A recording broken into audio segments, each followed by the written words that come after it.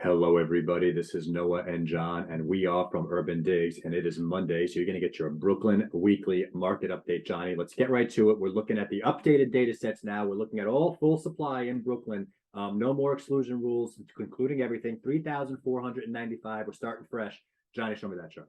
Yeah, it is. It's a fresh start. That's why we didn't have our Brooklyn update last week. We were waiting for these charts to come in, and here we are looking at supply, and it is not exciting. Supply in Brooklyn going sideways here, Noah. It's the same trend. I keep trying to tell people most of these trends are going to be the same trend. Everything is just the absolute number of these numbers that are going up. It's going from a much more sensitive system to a little bit more of a desensitized system. It is what it is. Let's move over to pending sales, Johnny, and take a look at that measure, 2,786. Show me that chart.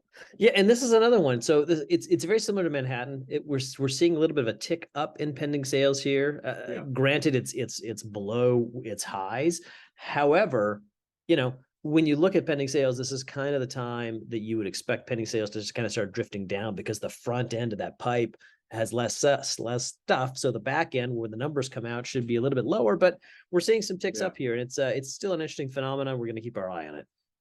Yeah, and you know what I think happened, Johnny? I think we had this like a more like a rubber band kind of a slingshot down from the reset, from the whole mortgage reset, and everything kind of went down, and then we kind of bounced back up off that low. You know what I'm saying? So I think that's what we're starting to see in this pending sales, and we're just confused looking at this thing, but we're going to do it together. And at the end of the day, I just want to point out right here, the market pulse for Brooklyn 0.8. Okay, that did shift down because now we have a lot more sales. But if you go to that chart, it's still going to pretty much confirm that this is a seller's market. Like I said, the trend did not change much, just the absolute levels. And if you go to the weeklies, Johnny, none of this was affected by any of this kind of stuff. This is pure data. Supply, 190 things. Looks like that's going down in Brooklyn. Show me that chart. Yeah, it is. It's a bit of a drop on the weekly level. It's down almost 13% compared to last week. But again, supply in Brooklyn on the weekly level, really, Noah, it's really hovering around the 200 level here, which, you fast forward, or I guess you fast reverse back to April, May. I mean, we're seeing that number in just contract signs alone. So it's really not a surprise that market pulse is staying up, simply because supply is just going sideways, and it's anemic at this point. Yeah, this is not a lot of stuff coming on the market right now. And again, we always say this when these illiquid periods come into the market, illiquid meaning when deal volume's falling and that bid-ask spread is widening, not a lot of sellers jump into this. Sellers are not interested in selling when they can't get their bid. So the market that you're seeing out there right now, and the sellers that are hitting those bids, are the ones that want to sell for whatever reason. It's just not a lot of them. And that's what buyers need to understand. Johnny, let's go to the contract signed. Take a look at the weekly pace there. As you said, it's ticking down, but not as much as supply. 151 things. Show me that chart. Yeah, it's a little bit down from the last week, but something that's interesting here, Noah, is that we really saw low in Brooklyn contract signs around that July 4th weekend, right? So 106, I think, was our low the week of July 11th.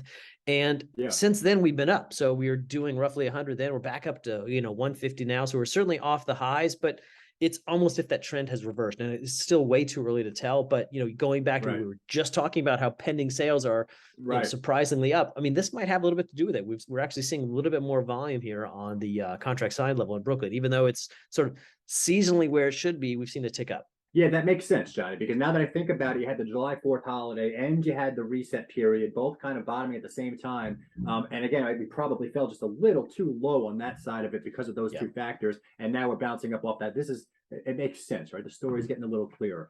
Okay, very good stuff. Let's go over to the chart du jours. We got two du jours for you today, Johnny. Let's first start with Brooklyn negotiability. All right, we love this chart. All right, what is the negotiability? What are sellers doing to get a deal done from the original asking price and from the last asking price? And you may think these numbers are wrong because we're looking at the date of contract signing. So this is going back to May. So we don't really quite have the full reset yet.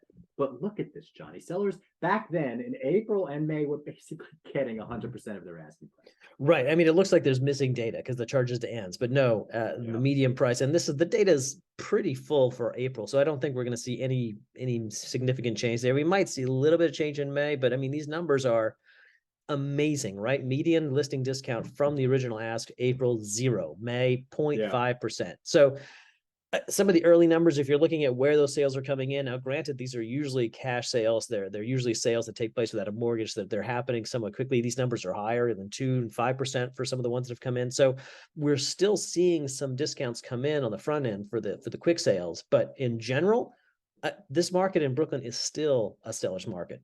Yeah, it's a rear view confirmation, validation of what we just came from.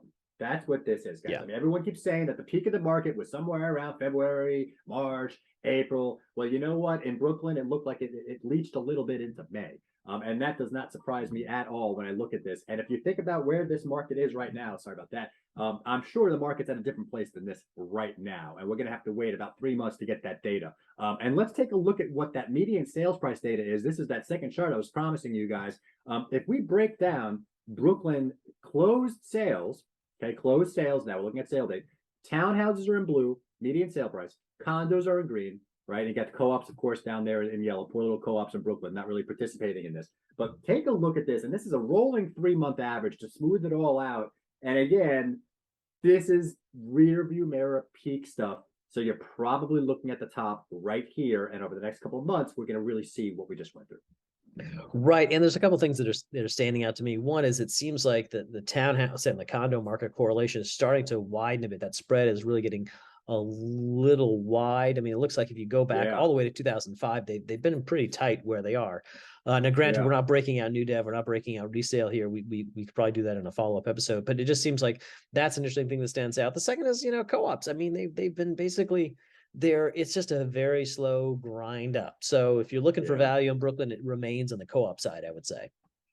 Yeah, and condos are up too, relative up to down. But when you draw that line across, it just hasn't done much over the last 5 years. But there were some movements down, and it did recover those losses. But like it's kind of back to where it was back then. It's really the townhouses that really did their move in Brooklyn, and this visually shows it very nicely, Johnny. All right, great. Thank you for putting all this data together right there. That is John Walkup. I am Noah Rosenblatt. We are both from UrbanDigs. Don't forget, if you guys got questions, we got answers. Please visit our forum right here. If you want any of the charts that Johnny whipped up today, they'll be right over here in just a few moments. Other than that, this has been your Brooklyn Weekly Market Update. Catch you next time.